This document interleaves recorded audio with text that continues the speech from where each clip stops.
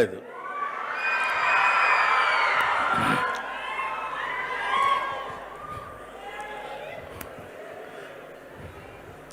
వేదికను అలంకరించిన అతిథి మహారథులందరికీ నా హృదయపూర్వకమైన నమస్కారాలు. ఈరోజు కళామందిర్ ఫౌండేషన్ వాళ్ళు నిర్వహించే 16వ వార్షికోత్సవం సందర్భంగా నేను వచ్చి ఈ సభలో పాల్గొనడానికి కారణం ఏంటంటే, ఎన్నో కార్యక్రమాలకు వెళ్తుంటాం. సేవా నిరత కలిగినటువంటి కార్యక్రమాలు కొన్నే ఉంటాయి. అందులో ఇది ఒక అద్భుతమైనటువంటి కార్యక్రమం.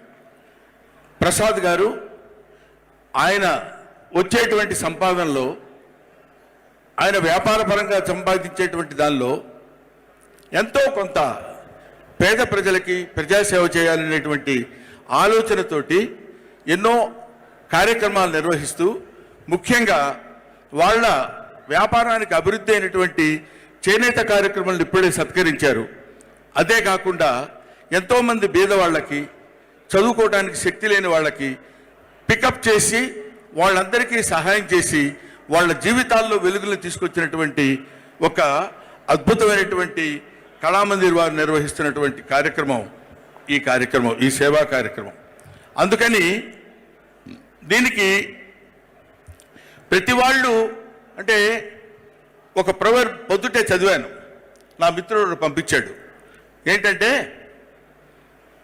మనం బాగుండాలి, మనకన్నీ సమకూరాలి, మనకి కష్టాలు లేకుండా ఉండాలనుకోవటం మనిషితత్వం, ఎదుటివాడు కూడా బాగుండాలి, ఎదుటివాడు కూడా సుఖంగా ఉండాలని కోరుకోవటం మానవత్వం అని.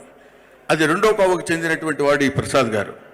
కళ్యాణ్ అనేటువంటి వ్యక్తి ఈ సంస్థను పెట్టి ఇంతమందిని మొబలైజ్ చేసి, ఎందుకంటే ఇక్కడ కూర్చున్నారు గంటా శ్రీనివాసరావు గారు, రఘురామకృష్ణరాజు గారు, ఇదిగో ఇప్పుడే వచ్చాడు మీసాలు గడ్డ తిరుపతిలో ఇచ్చి వచ్చినట్టున్నాడు ఈయన.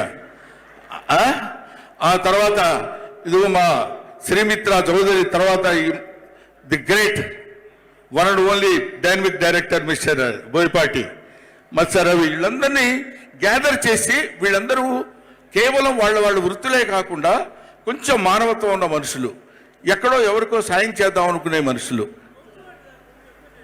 ఏది అంటే మీ సైజుకు పెంచాలేమో, అంటే మీరు కాబట్టి మీ మానవత్వం ఎంత ఉంటుందండి. మామూలు మాబాటి బ్యాచ్లు కూడా ఉంటారు కాబట్టి, ఏదైనా మానవత్వం ఎంత అనేది కాదండి. మిణుగురు పురుగు దాని కాంతి దానికి ఉంటుంది, సూర్యుడి పురికి సూర్యుడి కాంతి సూర్యుడికి ఉంటుంది. రెండింటికి ఉండేటువంటి కాంతి ప్రధానం అనేది ముఖ్యం, మానవత్వం అనేది అది ముఖ్యం. కాబట్టి అటువంటి మానవత్వాన్ని పంచుకొని పుట్టేటటువంటి ప్రతి వాళ్ళు మానవత్వం పరిమళించే మంచి మనిషికి స్వాగతం అని ఒక మహానుభావుడు ఎప్పుడు ఒక కావ్యంలో చెప్పాడు. అటువంటి మానవత్వాన్ని చాలామంది, ముఖ్యంగా వ్యాపారంలో ఉన్న వాళ్ళకి రావటం అనేది చాలా చాలా గొప్ప విషయం. అటువంటి వాళ్ళు నిర్వహించేటువంటి ఈ ఫంక్షన్స్కి రావటం అనేది, అది మేము ఏనాడో చేసుకున్నటువంటి ఎన్నో ఫంక్షన్స్కి మనం వెళ్తుంటాం. అటువంటిది ఇలాంటి ఫంక్షన్స్కి రావటం అని, ఇలాంటి ఫంక్షన్స్లో 2 ముక్కలు మాట్లాడితే మాకు కూడా ఒక రకమైనటువంటి ఆనందాన్ని ఇచ్చినట్టు ఉంటుంది. కాబట్టి ఈ రకమైన స్థితిలో నేను ఇక్కడికి వచ్చి, ఈ తర్వాత కొంచెం ఓవరాక్షన్గా ఉంటుంది కానండి, భారతీ 2 అనే ఫంక్షన్ జరుగుతుంది ఎన్ కన్వెన్షన్లో, కమల్ హాసన్ గారిది. ఆ సినిమాలో నేను యాక్ట్ చేశా. ఆ ఫంక్షన్కి ఇప్పుడు నేను ఇక్కడి నుంచి వెళ్ళాలి కాబట్టి నేను ముందుగా మా అమ్మాయి ఝాన్సీ రిక్వెస్ట్ చేసి, అమ్మా నేను ముందు మాట్లాడితే నన్ను పంపించేస్తారు, ప్రాబ్లం ఉండదు, తర్వాత మీ ఇష్టం వచ్చినట్టు చేసుకోవచ్చు అని చెప్పాను. ఇక్కడ నాకు ఎదురుగా ఉన్నాడు దొడ్డ రవి. ఇతను అంటే మామూలుగా ఒక పట్టు పట్టడు, మీ అందరికీ తెలిసే ఉంటుంది. అతని గురించి తెలిసిన వాళ్ళందరికీ తెలుసు. జిడ్డు పట్టినట్టు పట్టి లాగిందాకా వదళ్ళు. మా ఇంటికి వచ్చాడు. నేను సాహిత్య మిత్రుడిని తెలుసు, సాహిత్యంలో అభిమానులు ఉన్నవాడిని, అంతో ఇంతో ఇంట్రెస్ట్ ఉన్నవాడిని తెలిసి శ్రీశ్రీ జీవిత చరిత్రకు సంబంధించిన ఒక బుక్ను తీసుకొచ్చి నాకు ప్రజెంటేషన్ ఇచ్చాడు మొన్న రాత్రి.